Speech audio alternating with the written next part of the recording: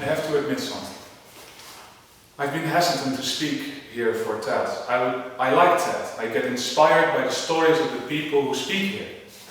But the most inspiring stories are given by people who have more than a decade of experience in their field. And I am a master's student.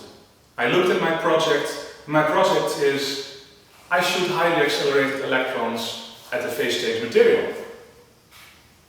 Now, it's difficult to explain such a project, or even the goal of such a project. And even if I could, it wouldn't sound so impressive. But then it struck me.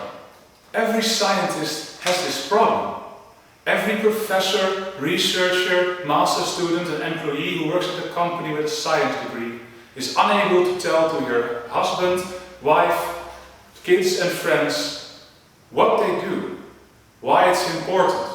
And even if they could, it would not sound very meaningful on the grand scale of things. I found that one of the problems is how we scientists communicate with the rest of the world. We desperately want to show the world that we are doing useful things, that we matter. And the problem is, only as a community we succeed.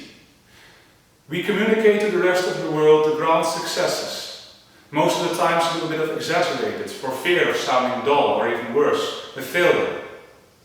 I would like to give you an example of communication, the Curiosity rover on Mars. In one of the movies explaining how the rover was built, a person discloses that he has spent 7 years of his working life on that rover. It sounds impressive.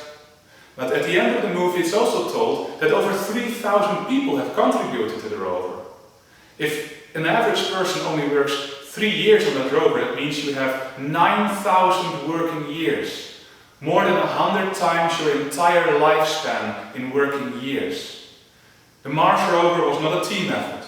It was the collective effort of thousands of individuals working together, doing very small and insignificant tasks, with the end result, a rover on Mars.